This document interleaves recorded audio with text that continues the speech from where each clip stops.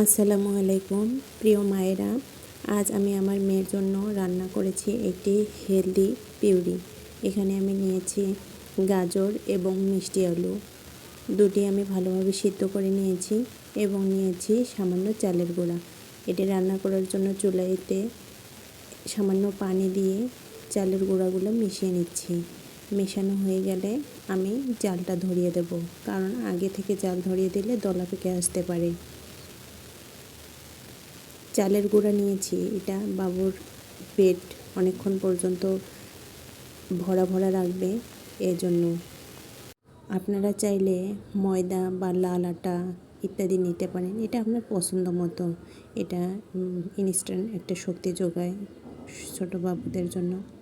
এখানে আমি সিদ্ধ করা গাজর এবং মিষ্টি আলু পেস্ট করে দিয়ে দিলাম।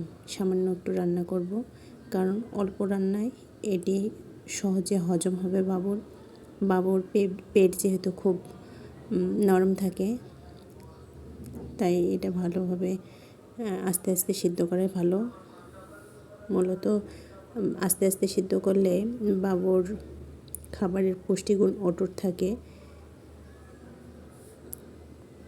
গাজরে আছে ভিটামিন এ এবং বিটা ক্যারোটিন, যা বাবুর দৃষ্টিশক্তি ভালো রাখতে খুব সাহায্য করে। নিয়েছি মিষ্টি আলুর পুষ্টিগুণের কোনো তুলনা নেই। প্রথমত এটা খাবারের প্রাকৃতিক মিষ্টি আনে, যা বাবু খেতে খুবই স্বাচ্ছন্দ্য বোধ করে।